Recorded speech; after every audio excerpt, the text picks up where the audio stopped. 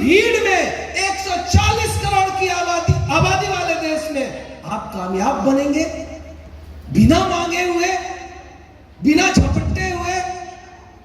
Friends, मांगने का क्या मतलब है? मांगने का मतलब यह है कि आपको पता होना चाहिए आपके जीवन का लक्ष्य क्या है। Yes sir. मैं आज आपको जीवन के 2-4 कुछ इंपॉर्टेंट फॉर्मूला के बारे में बात करना चाहता हूं। सबसे पहला सवाल मेरा आप सभी लोगों से होगा कि आपके जीवन का लक्ष्य क्या है? क्या आपको मालूम है लक्ष्य है या नहीं भी है? लक्ष्य का होना क्यों जरूरी है? और अगर लक्ष्य है, गोल, अभी कई ऐसे लोग होंगे, हमारे कई नए साथी हैं जो पहली बार आए हैं प्रोग्राम में। दोस्तों, मैं दिल से सभी लोगों को बोलना चाहता हूं, पहली बार जब इस तरह की मीटिंग में पहली बार मैं आया था, 24 सालों से ड्यूसॉफ्ट में हूं। 24 साल के पहले जब मैं ड्यूसॉफ्ट में नहीं था और पहली बार जब इस तरह की मीटिंग में आया था, तो दिमाग में क्या सोच के आया था मालूम? फिर आज कोई माथा खाएगा, यही सोच के आया था, एकदम नेगेटिव सोच के आया था। फिर कोई आज दिमाग खराब करेगा, फिर आज कोई पगलाएगा। लेकिन 1 घंटे का प्रोग्राम और मुझे जीवन में पहली बार महसूस हुआ कि भाई माथा तो नहीं खाया, पगलाया भी नहीं, बल्कि उल्टा कुछ अच्छे जीवन के कुछ अच्छे सलाह देकर गया है, जीवन की कुछ महत्वपूर्ण जानकारियां देकर गया है। सामने वाला यह बताकर गया है कि आप कामयाब कैसे बनेंगे। It's an good news. Yes sir. अगर कोई व्यक्ति इस धरती पे नहीं है जो कामयाब होना नहीं चाहता, कोई ऐसा व्यक्ति नहीं है, लड़का हो, लड़की हो, मर्द हो, औरत हो, पुरुष हो, महिला हो, जो गरीब रहना चाहता है, जो गरीब की जंजीरों में बंधा रहना चाहता है, कोई ऐसा नहीं होगा। क्या मैं सही हूं? Yes sir. हमारी इस हॉल में बैठे हुए जितने भाई बहन हैं, कोई ऐसी भाई बहन नहीं होगी जो अपने माँ और पिताजी के सपनों को पूरा नहीं करना चाहते होंगे। क्या मैं सही हूं? और मैं इसी के ऊपर बात करना चाहता हूं निक्की, मैं इसी के ऊपर बात करना चाहता हूं फ्रेंड्स, कि आपके सपने क्या है, आपके ड्रीम क्या है और ये कैसे पूरा होगा, आप कैसे इसे पूरा कर सकते हैं। माय डियर फ्रेंड्स, आगे मैं बढ़ूं उससे पहले मैं बताना चाहूंगा, इस दुनिया में 84 करोड़ जीव जंतु हैं। जैसे आदमी है ना, उसी तरह से कोई घोड़ा है, गाय है, बैल है, भैंस है, चींटी है, नेवला है, बिच्छू है, मछली है, मगरमच्छ है। 84 करोड़, 84 करोड़ जीव जंतु हैं। इतना बड़ा संसार, और आदमी 140 करोड़, सिर्फ इंडिया का बता रहा हूं, पूरी दुनिया का देखेंगे तो 750 करोड़। कंपटीशन तगड़ा है दोस्त, कंपटीशन तगड़ा है अर्चना। 750 करोड़ की आबादी दुनिया का, भारत की आबादी 140 करोड़। दुनिया में हर 5 व्यक्ति में से 1 व्यक्ति भारतीय है, दुनिया में हर 5 व्यक्ति में से 1 आदमी इंडिया में रहता है।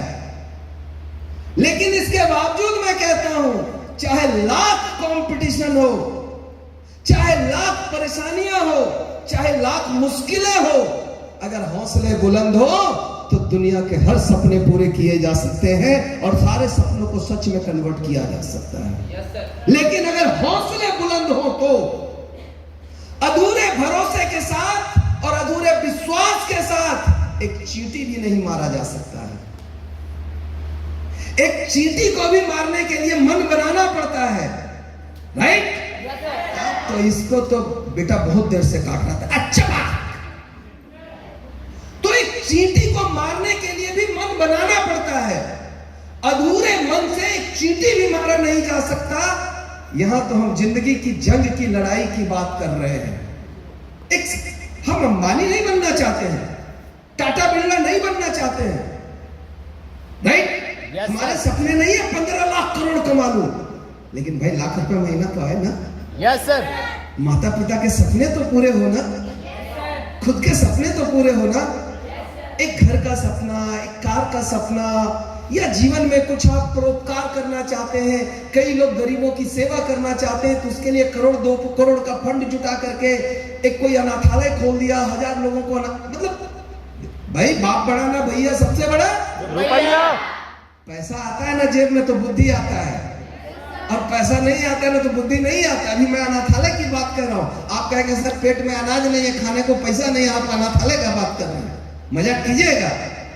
तो पॉइंट क्या निकल के आ रहा है कि फ्रेंड्स, मैं अंबानी अडानी बनने की बात नहीं कर रहा हूं कि मुझे लाखों करोड़ चाहिए, नहीं, लेकिन जीवन में समृद्धि तो होनी चाहिए ना। जीवन में छोटे बड़े सपने, अपने सपनों को तो कम से कम पूरे करने चाहिए ना। घर परिवार में कहते हैं माता पिता का दर्जा भगवान से भी ऊपर होता है। इस दुनिया में भगवान को हम लोगों ने नहीं देखा है, अल्लाह को नहीं देखा हम लोगों ने, ईश्वर को नहीं देखा है साक्षात, लेकिन माता पिता को देखा है कि नहीं देखा है? Yes sir. और माता पिता ईश्वर से भी बढ़कर है, भगवान से भी बढ़कर है। और सोचिए, हम कुछ ना सोचे, इतना तो सोच सकते हैं ना कि ये माँ बाप हमारे लिए कितनी तप की है, कितनी तपस्या की है, अपना पेट काट करके हमें पाला, पढ़ाया लिखाया, बड़ा किया। क्या मेरा कोई फर्ज नहीं है?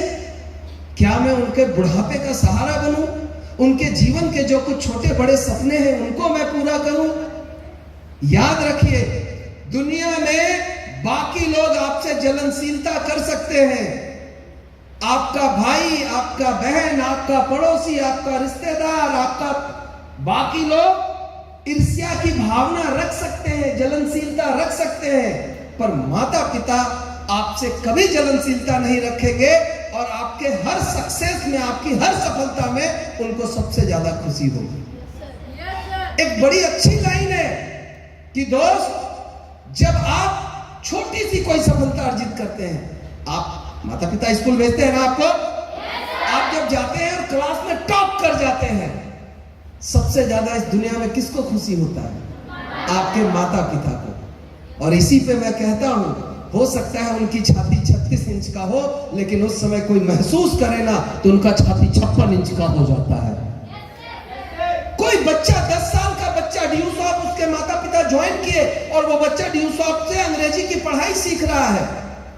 स्कूल में 2 अक्टूबर के दिन एक कंपटीशन हुआ, और कंपटीशन में वो बच्चा मंच पर जाकर गांधी जी के बारे में सिर्फ 5 लाइन बोलता है, अंग्रेजी में सिर्फ 5 लाइन।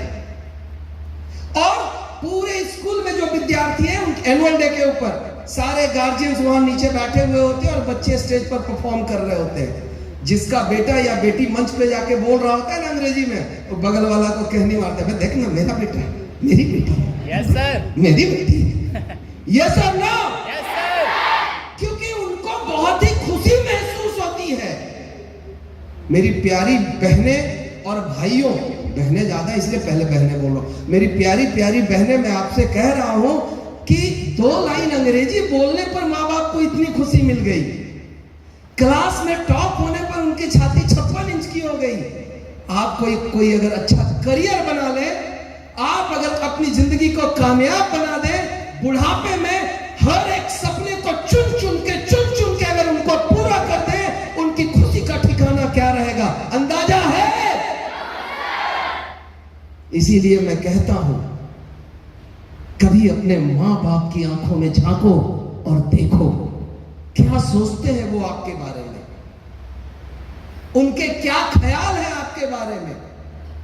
वो कभी आपसे कुछ नहीं कहते हैं, लेकिन यकीन मानिए वो आपके बारे में ढेर सारे सपने देखते रहते हैं। और मैं फिर कहूंगा, एक तरफ आपको खड़ा कर दूं आपके माता पिता के सामने, और एक तरफ आलिया भट्ट को, आलिया भट्ट भट्ट तट हट, ये सब लोग, अरे इस दुनिया की कोई सबसे बड़ी महान परी है तो उसकी बेटी है, उसका बेटा है, ना कि आलिया भट्ट है और ऐश्वर्या राय है। इज इट और नॉट? ये भावनाएं हैं मां बाप की। और पॉइंट निकल के आता है, हमारा फर्ज क्या बनता है फ्रेंड्स, हमारा फर्ज क्या बनता है। हम साधारण मनुष्य हैं, हम गरीब परिवार के लोग हैं, हम अब नई दुनिया बदलना, मुझे नई दुनिया बदलना चाहते हैं हम नई माइक्रोस्कोप बनाना चाहते हैं, इंटरनेट नहीं बनाना चाहते हैं, हम रेलगाड़ी नहीं बनाना चाहते, हवाई जहाज बस नहीं बनाना चाहते हैं। लेकिन कौन ऐसी बहन और भाई है जो ये मुझे बोल के दिखा दे कि लात मारते मुझे माँ बाप के सपने को नहीं पूरा करना है, ठेका लिया माँ बाप के सपने को पूरे करने का? है कोई जो ये बोलने की हिम्मत रखता है? No sir. है कोई? फ्रेंड्स, हम हो सकता है दुनिया बदलने की कस्में ना खाएं, लेकिन अपने सपने और माँ बाप के सपने, इसके साथ समझौता नहीं करना चाहिए। फिर मैं आपसे पूछता हूं, क्यों इतनी मजबूर है, क्यों इतनी बेबस है, क्यों इतनी लाचार है कि अंत में मतलब यही सोचते हैं कि यार एक उम्र होगा, मेरी शादी हो जाएगी, मैं ससुराल चला जाऊंगा, मेरा पति होगा, वो कमाएगा, हम बैठ के चूल्हा झोंकेंगे, रोटी बनाएंगे, खाना खाएंगे, गाना गाएंगे, सो जाएंगे। हम क्यों अपनी सोच को बंद कर देते हैं? मैं क्या बोलता हूं, इस दुनिया में जितने पुरुष हैं उतनी महिला है, यस और नो? 1% ही आगे पीछे है। क्या किसी ग्रंथ में, कुरान में, महाभारत में, रामायण में लिखा गया है कि इतिहास रचना सिर्फ पुरुषों का काम है? ईश्वर ने यह भेद नहीं किया, ऊपर वाले ने यह भेद नहीं किया, लेकिन यह भेद हम लोग कर देते हैं। चूंकि हम इंसान हैं और हमारा अंतिम लक्ष्य होता है विजयी प्राप्त करना, विजयी प्राप्त करना, विजयी। हम पैदा ही हुए हैं विजेता बनने के लिए। तरीका कुछ भी हो सकता है, रास्ता कुछ भी हो सकता है, लेकिन फ्रेंड्स, वो कहते हैं ना, आप वही करेंगे जो आप करना चाहेंगे, आप वही बनेंगे जो आप बनना चाहेंगे। कई लोग इस दुनिया में है जो कहते हैं, क्या कहते हैं मालूम चंद्रमा जी? अरे सर, उतना माथा खराब करने से क्या होगा, वही होगा जो किस्मतों में लिखल होगा। बोलते हैं ना, बुड़बक आदमी है वो, महाबुड़बक है। साबित करता हूं सर आपके सामने, मैं झूठा रहूं तो बोलना आप मुझे। जो कहता है सब किस्मत में लिखा हुआ, हाथ पर चलाने से कोई फायदा नहीं होगा, काला फड़फड़ा रहा है, रे बाबू कौन सी होगा इससे, मथवा खराब करेगा, दिमाग दहलाएगा। मैं आपसे कहता हूं कि लोग कहते हैं कि वही होगा जो किस्मत में लिखा हुआ है। तो मैं आपसे पूछता हूं, जब आप बीमार पड़ते हैं तो काला डॉक्टर साहब के पास, डॉक्टर साहब देख लीजिए ना सर, 500 रुपये फीसों भरते हैं, काला जाते हैं। किस्मत में लिखा होगा मरने के लिए, तो मर जाएंगे, चल जाएंगे धरती पर से, बोझा खत्म, काला जाते हैं डॉक्टर साहब के पास। अगर आपको इतना ही भरोसा है कि किस्मत में लिखा हुआ है, फिक्स है। अब बचपन को एडमिशन के लिए बढ़िया बढ़िया स्कूल पर काला लाइन लगा के एकदम फॉर्म खरीदते हैं, ना ना ना, एकदम नंबर 1 स्कूल में बच्चे। यहाँ का नंबर 1 स्कूल कौन है हजारीबाग का? कौन सा? DAV, right. डीएवी जब मार्च के महीना में या फरवरी में फॉर्म निकलता है, अप्रैल से नया सेशन स्टार्ट होता है, हर गार्जियन का सपना होता है मेरा बेटा डीएवी का स्टूडेंट बने, मेरी बेटी डीएवी की स्टूडेंट बने। लेकिन सबको तो मिल नहीं पाता है ना। जब किस्मत में लिखने है तो काला माथा खराब कर रहे हैं हम लोग। कुछ लोगों का ये कथन होता है कि फड़फड़ाओ मत, वही होगा जो किस्मतवा में लिखल होगा। तो काला लाइन में लगे भाई, अरे बचवा की किस्मत होगा सरकारी में डाल दो। क्या हम बच्चों को भगवान के भरोसे छोड़ते हैं? क्या हम अपने परिवार के लोगों को जो बीमार हो जाए भगवान के भरोसे छोड़ते हैं? क्या नो सर। क्या हम पेट भरने के लिए भूखे भगवान के भरोसे छोड़ देते? खिलाना होगा तो खिलाना, नहीं तो मार देना, छोड़ देते हैं क्या? जब जिंदगी बदलने की बारी आती है तो अपने आप को भगवान के हवाले क्यों कर देते हैं? हे ईश्वर, जो करना होगा तुम ही करना, अब हम कुछ नहीं करेंगे। क्यों? मैं फिर आपसे कहता हूं, ईश्वर ने अपना काम पूरा किया है, मनुष्य बनाकर आपको धरती पे भेजा है। आपको चींटी नहीं बनाया, उल्लू नहीं बनाया, गधा नहीं बनाया, क्या बनाया? इंसान। और फिर भी कहते हो जो करना है तुम ही करो, तो भगवान क्या बोलेंगे? अबे साला बुड़बक समझता है हमको, हैं? हम ही बुड़बक है। अगर हम ही को करना था तो तुमको आदमी काला बना देते, उल्लू बना देते, गधा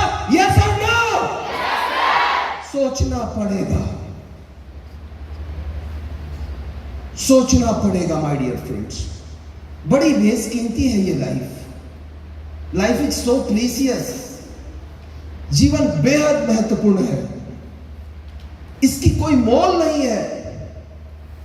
सोचिए महात्मा गांधी कब पैदा हुए? 2 अक्टूबर 1869। मरे कब? 30 जनवरी 1948।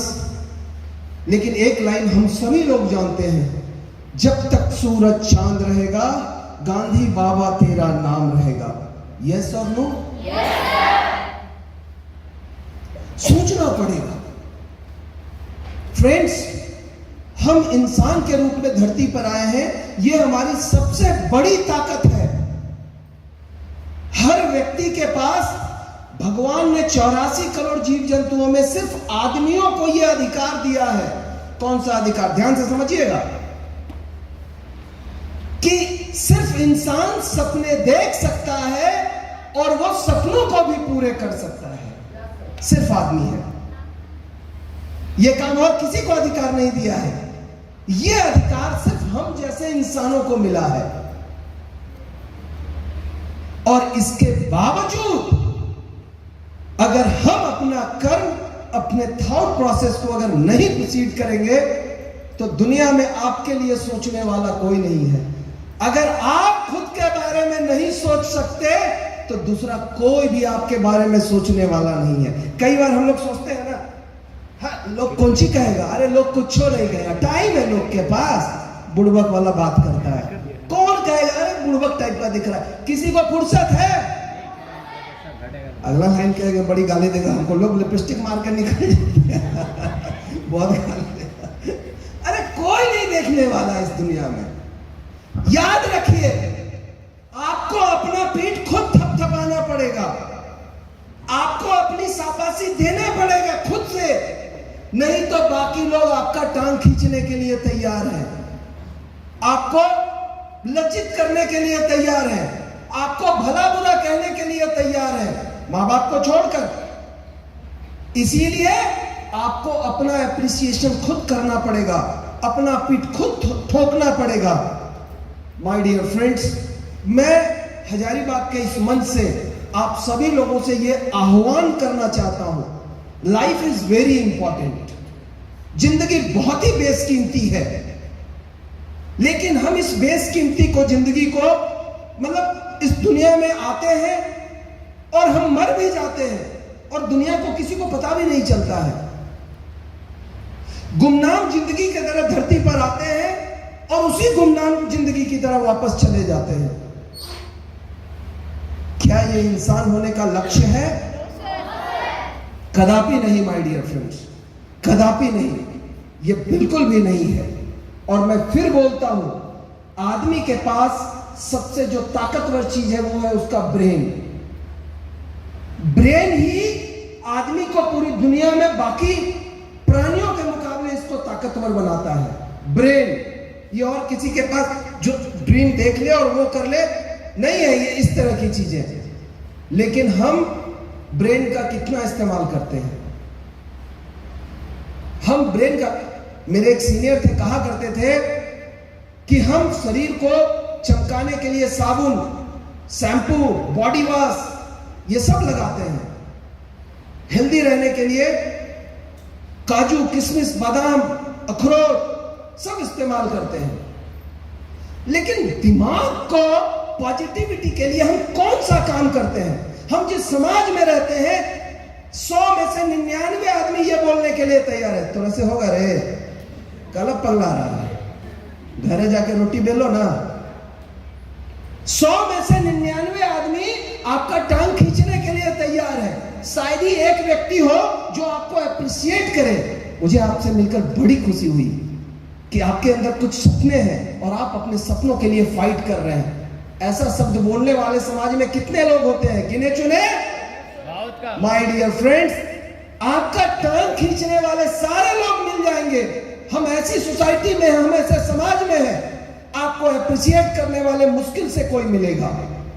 इसीलिए मैं कहता हूं, ये कंपटीशन वाली दुनिया है, यहां आपके बारे में खुद सोचना पड़ेगा, दूसरा कोई नहीं सोचेगा। आपको खुद सोचना पड़ेगा, आपको निर्धारित करना पड़ेगा आपके जीवन का लक्ष्य क्या है, इस धरती पे आने का आपका पर्पस क्या है।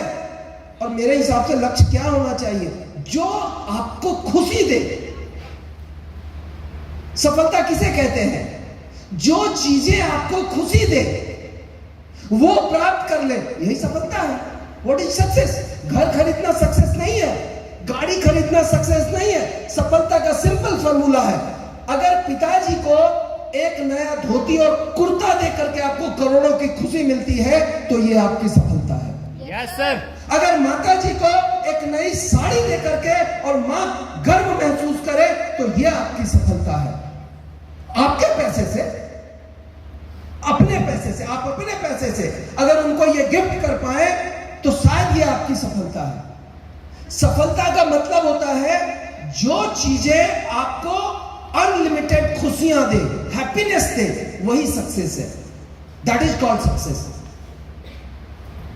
मे बी किसी का ड्रीम, किसी की हैप्पीनेस घर से भी हो सकता है, किसी का कार खरीदने से भी हो सकता है, किसी का करोड़ों बैंक बैलेंस बनाने से हो सकता है, किसी का हैप्पीनेस कोई अनाथालय खोलने से भी हो सकता है, किसी का हैप्पीनेस अच्छा ड्रेस पहनना, सूट पहनना, कपड़ा पहनना और 10 लाख रुपया का सोना जेवर पहनना, ये हो सकता है happiness. Person to person vary करता है। इसीलिए मैं बोलता हूं फ्रेंड्स, पहचानो अपने आप को। कॉमेडी शो में एक क्वेश्चन आता था ना, पहचान कौन, सुनील पालवाला, याद है? तो आपको खुद पहचानना पड़ेगा अपने आप को कि मैं कौन हूं और मेरा लक्ष्य क्या है, क्योंकि आपके बारे में दूसरा कोई नहीं सोचेगा अगर आप सोचने के लिए तैयार नहीं है। कहते हैं जो अपनी मदद स्वयं करता है भगवान भी उसी को मदद करते हैं, भगवान उसी को मदद करते हैं जो अपनी मदद स्वयं करता है। तो आपको अगर इफ यू थिंक, अगर ये बातें आपको समझ में आ रही है कि इंसान के रूप में जन्म लेना इस धरती पर एक संजोग नहीं है, बल्कि ये ईश्वर के द्वारा एक प्लान योजना है। एक योजना के तहत उन्होंने आदमी बनाकर इस धरती पर भेजा है। यह समझना पड़ेगा, यह संजोग नहीं है कि आप आदमी के रूप में धरती पर आ गए। तो अगर ये प्लान्ड है तो मैं फिर कहूंगा आपको खुद के बारे में सोचना चाहिए कि मेरे जीवन का लक्ष्य क्या है, कौन सी चीजें मुझे खुशियां प्रदान करती है, क्या हासिल करने से मुझे खुशियां मिल जाएगी, और वो चीजें आपको लिखना चाहिए डायरी में, कॉपी में, नोटबुक में, ये नोट करना चाहिए, क्योंकि मसला जिंदगी का है, सवाल आपकी लाइफ का है। फ्रेंड्स, मेरे पिताजी कहते थे, अब उस दुनिया में नहीं है, मेरे पिताजी जब मैं ड्यू सॉफ्ट में आया और मैंने कुछ अच्छा किया, 10,000 लोगों का एक प्रोग्राम हुआ था पटना में, भारतीय नृत्य कला मंदिर मुक्ताकाश मंच, और वहां लाके उनको बिठाया। मैं मंच पर था, मैं मंच पर नहीं था, लोग आ रहे थे, जा रहे थे। ये बात है 2003 की, नवंबर 2003। 2001 में मैंने ड्यू सॉफ्ट ज्वाइन किया, 2 साल के बाद की बात है। मंच पर आते हैं भागलपुर के डीएसपी मिस्टर सुबोध लाल, ड्यू सॉफ्ट वो ज्वाइन थे। मंच पर आते हैं और वो अपना जो पिन ब्रेक था वो चल रहा था, वो अपनी कुछ स्टेटमेंट 1 मिनट का बोलना था, बोल रहे थे, और उन्होंने बोला कि I'd like to thanks due soft, I'd like to thanks Chintu sir, Manish sir, Ranvijay sir, Sudhanshu sir. वो ये बातें कर रहे थे कि मैं Sudhanshu sir, Ranvijay sir, Manish sir, Chintu sir को धन्यवाद देता हूं कि उन्होंने इतना बेहतरीन रास्ता दिखाया। ये एक लाइन मेरे पिताजी के दिमाग के ऊपर इतना गहरा छाप छोड़ा, इतना गहरा छाप छोड़ा कि उसका स्टेटमेंट मैं अभी आपको बताऊंगा कि उन्होंने क्या बताया। मतलब मैंने जब ड्यू सॉफ्ट ज्वाइन किया था ना, तो गांव में हल्ला हो गया था। मेरे पिताजी कहते थे कि यार एक बेटा मेरा नालायक निकल गया, मैं 3 भाई हूं, वो कहते थे मेरा बेटा नालायक निकल गया है। बेसिकली मैं बिहार में एक डिस्ट्रिक्ट है जमुई, झारखंड और बिहार का बॉर्डर डिस्ट्रिक्ट है, और जमुई शहर से लगभग 30 किलोमीटर दूर। झारखंड की बात करूं तो मेरे गांव से मात्र 500 मीटर की दूरी पर गिरिडीह डिस्ट्रिक्ट स्टार्ट हो जाता है। वो मेरा ज्योग्राफिकल लोकेशन है। तो मेरे पिताजी कहते थे कि मेरा एक बेटा नालायक निकल गया है और आज से मैं समझूंगा कि मेरा 2 ही बेटा है। गुस्सा था उनको इस बात का। क्यों गुस्सा था? क्योंकि वो मुझे कह रहे थे बेटा ये सब अच्छा काम नहीं है, ये सब तिनतसिया वाला काम है, ये सब गलत काम है। आज तुम लोगों से पैसे ले रहे हो, कल के डेट में सब तुम्हारे घर पर चढ़ जाएगा, क्या करोगे फिर? तूने दुनिया नहीं देखी है, तुम बच्चे हो, तुम्हारी उम्र अभी 20 साल है, मैंने दुनिया देखी है।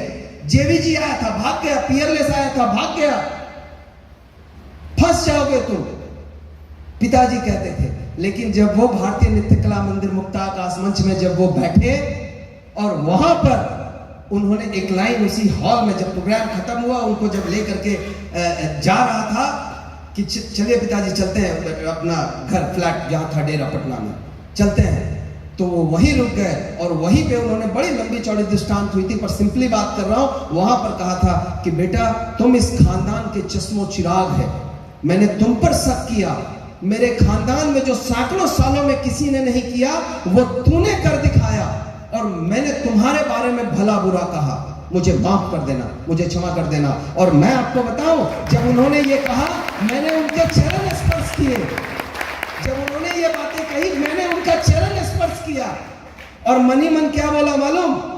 उस समय मेरी 250 माइल पूरी हो चुकी थी। उस समय 250 माइल मतलब पैसे के रूप में बोलूं, उस समय तक मैं 75 लाख रुपए कमा चुका था।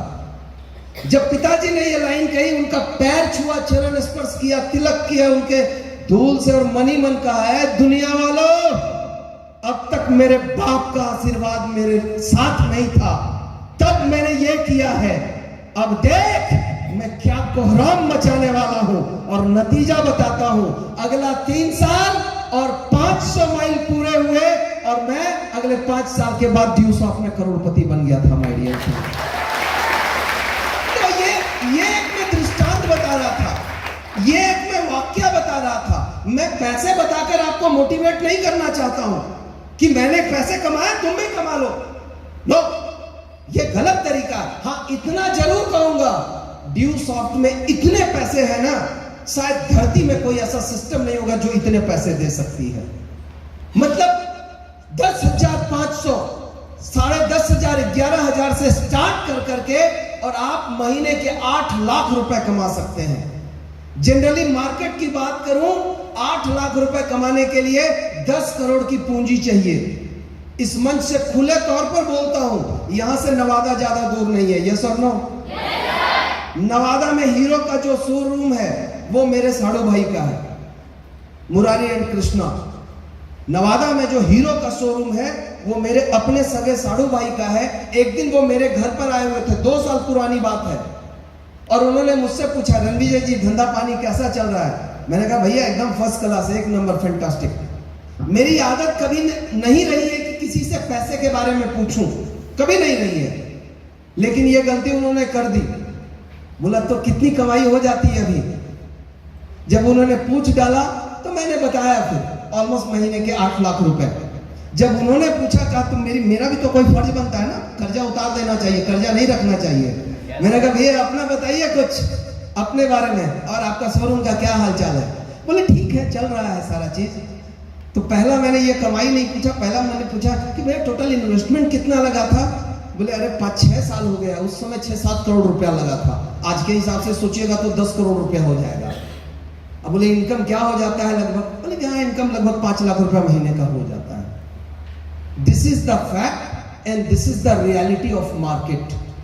तब मुझे ड्यू सॉफ्ट की ताकत का अंदाजा लगा, तब मुझे समझ में आया कि ड्यू सॉफ्ट कितनी ताकतवर सिस्टम है, कि 10 करोड़ की पूंजी लगा के जितना लोग मार्केट में पैसा नहीं कमा सकते हैं, ड्यू सॉफ्ट में इतनी ताकत है कि 10,000 रुपया लगा करके उससे ज्यादा कमाई कर सकते हैं। और वो मैं कर रहा हूं, ये कहने की बातें नहीं है। इंडिया में सैकड़ों ऐसे लोग हैं जो लगातार कैपिंग पे और महीने के 8 लाख से ज्यादा की कमाई कर रहे हैं my dear friend. Yes sir. This is the reality of market, ये फैक्ट है। एक कॉमन फॉर्मूला सबको पता होगा कि अगर आप 1 लाख रुपया लगाएंगे पूंजी तो 1000 कमाएंगे, अगर आप 1 करोड़ लगाएंगे तो 1 लाख कमाएंगे, अगर आप 10 करोड़ लगाएंगे तो 10 लाख कमाएंगे। ये मोटा मोटी फॉर्मूला है। वैसे बताओ चंद्रमा जी, पहले ये फॉर्मूला दहेज को लेकर हुआ करता था कि लड़का अगर 1 लाख कमाता है तो भाई उसका दहेज 1 करोड़, अगर कोई 10,000 कमाता है तो उसका दहेज 10 लाख। अब तो खैर धीरे धीरे ये चीजें कम हुई है, लेकिन पहले ये फॉर्मूला चलता था। पर मैं बिजनेस की बात कर रहा हूं। ड्यू सॉफ्ट के पहले, डायरेक्ट सेलिंग बिजनेस के पहले पैसे वाले लोग ही पैसा कमाते थे। एक आम आदमी अगर पढ़ने में तेज हो और कलेक्टर बन गया, आईआईटी कर लिया, मेडिकल निकाल लिया, एयरफोर्स निकाल लिया, तो वो लाइफ में कुछ अच्छा कर सकता था। अगर आप पढ़ने में एक्स्ट्रा ऑर्डिनरी है, सिर्फ एक रास्ता था गरीबों के पास अपने जीवन का बदलने का, और वो था पढ़ाई में एक्स्ट्रा ऑर्डिनरी होना। क्योंकि तब 10,000 रुपए में 10 लाख रुपए कमाने वाला कोई सिस्टम नहीं था। आज से 20 साल पहले, आज से 25 साल पहले, ड्यू सॉफ्ट के पहले। तब क्या होता था, जिनके पास बड़ी पूंजी होती थी वो लोग बड़ा बिजनेस करते थे और मोटा पैसा कमाते थे, और गरीब लोग छोटा मोटा धंधा, छोटा मोटा बिजनेस करते थे। माय डियर फ्रेंड्स, क्या मैं सही हूं? Yes sir. पर आज ये मौका है एक आम आदमी के पास, एक गरीब से गरीब आदमी के पास भी ये मौका है। क्या कि अगर आपके पास पूंजी नहीं है, आप गरीब परिवार से हैं, लेकिन हौसले बुलंद हैं, अगर सपने बड़े हैं और हर हाल में अपने सपनों को और मां बाप को सपनों को पूरा करना चाहते हैं, तो ड्यू सॉफ्ट आपको मौका देती है कि 10,000 की पूंजी में महीने के 8 लाख रुपए तक कमा सकते हैं। तो आज जो मौका है, आज से 20 साल पहले ये मौका नहीं था। और एक चीज बताना चाहता हूं बहुत क्रिस्टल क्लियर, क्या है ड्यू सॉफ्ट? सिंपली भाई, रोटी, कपड़ा और मकान, ये 3 आवश्यक आवश्यकता है। रोटी, कपड़ा और मकान, ये 3 आवश्यक आवश्यकता है। गरीब हो, अमीर हो, मिडिल क्लास हो, सबको चाहिए। ये सर नो? मिट्टी का ही घर हो, गरीब होगा, मिट्टी का ही घर बनाएगा, लेकिन बनाएगा। कपड़ा, वो टेरिकॉट पहनेगा, रोटो पहनेगा, 10 सस्ता वाला 25 रुपए मीटर। गरीब आदमी सस्ता कपड़ा पहनेगा, अमीर आदमी 500 रुपए मीटर वाला पहनेगा, लेकिन कपड़ा पहनेगा। आवश्यक आवश्यकता, रोटी, पेट भरना, भूखे भजन ना होई गोपाला। राइट? पेट जब भूखा होगा ना तो हम कुछ नहीं कर सकते हैं, तो पेट भरना। तो रोटी, कपड़ा, मकान, ये हमारी आवश्यक आवश्यकता है। और उसके बाद दुनिया में 2 सबसे बड़ी आवश्यकताएं हैं, वो मैं आपको बताता हूं, वो है शिक्षा और स्वास्थ्य। यस और नो? यस और नो? देखिए, अगर आप एक बिजनेसमैन के नजरिए से सोचेंगे, अगर आप एक बिजनेसमैन के नजरिए से सोचेंगे, शार्क टैंक एक प्रोग्राम आता है सोनी टीवी में, किसी को नाम सुना है किसी ने? शार्क टैंक बोल करके आता है। उसमें नए नए जो बिजनेस शुरू करते हैं ना लोग, स्टार्टअप कहते हैं, वो लोग आते हैं उस प्रोग्राम में, अपना आइडिया बताते हैं, और आइडिया अगर जो वहां पर जजेज होते हैं उनको पसंद आता है तो उनके बिजनेस में पैसा भी डालते हैं और उनको गाइडलाइन भी देते हैं, मार्गदर्शन भी देते हैं। तो अगर बिजनेसमैन के नजरिए से सोचेंगे तो आज सबसे बड़ी अपॉर्चुनिटी, चूंकि देखिए रोटी, कपड़ा, मकान, ये आवश्यक आवश्यकता है। ये धंधा करके भी हम पेट पाल सकते हैं। कोई किराना का दुकान खोल दिया, सबको चावल खरीदना है कि नहीं? दाल सबको खरीदना है कि नहीं? मसाला सबको खरीदना है कि नहीं? कड़वा तेल सबको खरीदना है कि नहीं? खरीदना है कि नहीं? Yes sir. तो सबको खरीदना है, दुकानें भी बहुत है, कम से कम रोटी दाल का जुगाड़ हो जाएगा, पेट भरने का जुगाड़ हो जाएगा। कपड़े का दुकान खोलने, ये जरूरी है। जो चीज जरूरी है वो बहुत लोग कर रहे हैं। फ्रेंड्स, उसी तरह से शिक्षा और स्वास्थ्य, ये 2 ऐसा क्षेत्र है जहां बहुत बड़ा अवसर है। बिजनेस के दृष्टिकोण से मैं बोल रहा हूं। हो सकता है आज तक आप इस नजरिए से जीवन में कभी नहीं सोचे होंगे, लेकिन पहली बार आपको मैं उस नजरिए से सोचने के लिए विवश कर रहा हूं कि शिक्षा और स्वास्थ्य बहुत बड़ा स्कोप है, बहुत बड़ा स्कोप है। खास खासकर मैं इंडिया की बात करूं और देश की बात करूं तो बहुत काम है उसके ऊपर। और जो लोग भी आज अगर मान लीजिए कोई हॉस्पिटल, छोटा सा ही हॉस्पिटल कोई हजारीबाग में खोल लिया हो, अगर आपके जान पहचान में हो जाके पूछिएगा, बहुत पैसा है उनके पास। अगर कोई छोटा मोटा स्कूल भी चला रहा हो हजारीबाग में, कोडरमा में, पदमा में, कहीं भी अगर इस तरह का चला रहा हो तो आप देखेंगे कि उनके पास बहुत, सिंपल समझिए ना कि किसी स्कूल में 1000 बच्चा है और 1000 रुपए का फी है तो 1000 गुने 1000 कितना हुआ? 3 0 3 0 6 0 10 लाख, 5 लाख मान लीजिए खर्चा हो गया। मतलब बिजनेसमैन के नजरिए से भाई भगवान बुद्धि देके भेजा है, लेकिन हम लोग साला रोटी बेलने में व्यस्त हैं। भगवान बुद्धि देके भेजा है, हम क्यों ना बुद्धि का इस्तेमाल करें, हम क्यों ना उस दिमाग का इस्तेमाल करें? तो 1000 गुने 1000 10 लाख महीने की इनकम, 5 लाख अगर खर्चा भी काट दें तो भी महीने का 5 लाख रुपया शुद्ध इनकम हो रहा है माय डियर फ्रेंड्स। शिक्षा और स्वास्थ्य बहुत बड़ी अपॉर्चुनिटी है, और ड्यूज ऑफ की बात करूं तो शुद्ध रूप से सिर्फ शिक्षा दे रही है, सिर्फ एजुकेशन दे रही है, ओनली एजुकेशन। और एक बात बताऊं, हमारे समाज में स्कूल, कॉलेज, कोचिंग इंस्टीट्यूट, संस्थान, ये सभी लोग एकेडमिक एजुकेशन देते हैं। वो गणित पढ़ाते हैं, साइंस पढ़ाते हैं, एसएसटी पढ़ाते हैं, हिंदी पढ़ाते हैं, इंग्लिश पढ़ाते हैं, वो ये चीजें पढ़ाते हैं, पर ड्यूज ऑफ वो नहीं पढ़ाती है। इनका किसी से कोई कंपटीशन नहीं है। इंडिया में मुश्किल से कोई ऐसा प्लेटफॉर्म नहीं है जो पूरे इंडिया लेवल पर इस तरह का एजुकेशन, नॉन एकेडमिक एजुकेशन देती है। तो किसको कहते हैं नॉन एकेडमिक एजुकेशन? एकेडमिक मतलब क्लास 1, क्लास 2, क्लास 3, क्लास 4, इसको एकेडमिक एजुकेशन कहते हैं। नॉन एकेडमिक जो आपकी पर्सनालिटी को डेवलप करे, जो आपके व्यक्तित्व को विकसित करे, जो आपके अंदर वैल्यू को ऐड करे। जब कोई कलेक्टर का परीक्षा पास करता है, यूपीएससी, बीपीएससी, जेपीएससी, जब वो पीटी मेंस पास करता है, तब उसकी क्या होती है? क्या होता है? इंटरव्यू। और इंटरव्यू में क्या लगता है? उनके नॉलेज की चेकिंग होती है। इंटरव्यू में नॉलेज की चेकिंग नहीं होती है, इंटरव्यू में उनकी पर्सनालिटी की चेकिंग होती है। बंदा बोलता कैसे है, चलता कैसे है, वो कोई सिचुएशन, कोई उसको प्रॉब्लम वाला सिचुएशन दे दे तो हैंडल कैसे करता है, बातें कैसे करता है वो। सिर्फ ये मकसद होता है चेक करना।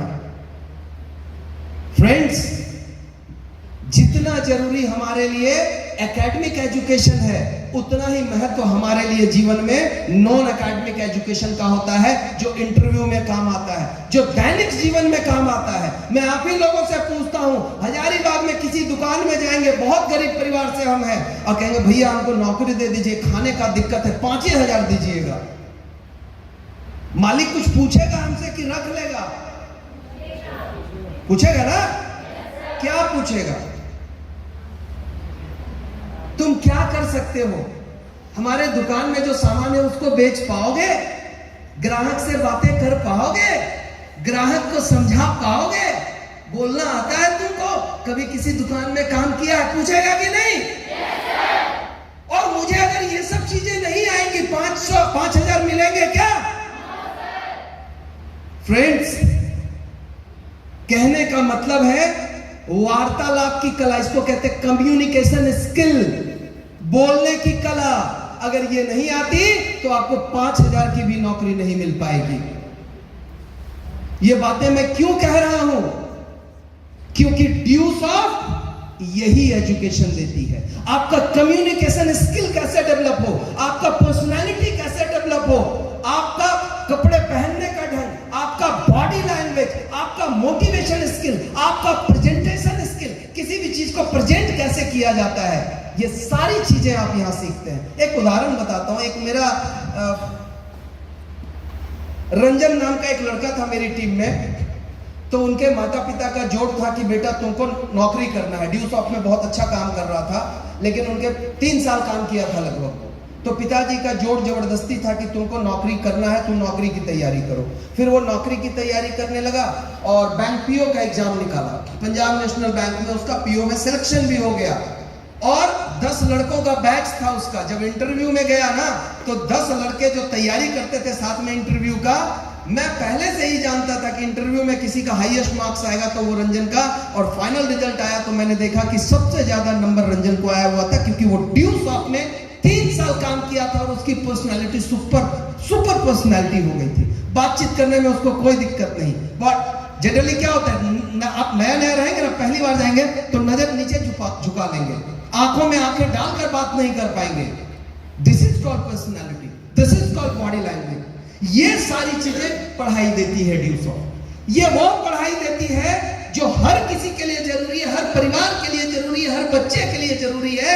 और मैं बताता हूं कि अगर बाय चांस भारत ऐसा देश है ना जहां पर बड़ी जनसंख्या बेरोजगार है, और एक बड़ा कारण क्या है मालूम, हम गणित रगड़ रगड़ के English, Hindi, reasoning, GK, GS रगड़ रगड़ के पूरा तैयारी कर लिए हैं और डिपेंडेंट हो गए कि भैया बैंक में नौकरी नहीं मिला तो मेरा क्या होगा, रेलवे में नौकरी नहीं मिला तो मेरा क्या होगा, एसएससी में नौकरी नहीं मिला तो क्या होगा। आज एग्जाम है ना सीजीएल वाला, यस सर, सीजीएल, मेरा एग्जाम नहीं निकलेगा तो क्या होगा। ये डर क्यों होता है मालूम, क्योंकि आपके पास अपनी पर्सनालिटी, आपका पर्सनालिटी डेवलप नहीं होता है। अगर आपकी पर्सनालिटी डेवलप हो ना, आपके पास एक बेहतरीन कम्युनिकेशन स्किल हो, आपके पास एक बेहतरीन प्रेजेंटेशन स्किल हो, तो आप प्राइवेट में रिज्यूमे देकर जो सरकारी नौकरी की बातें कर रहे हैं ना उससे ज्यादा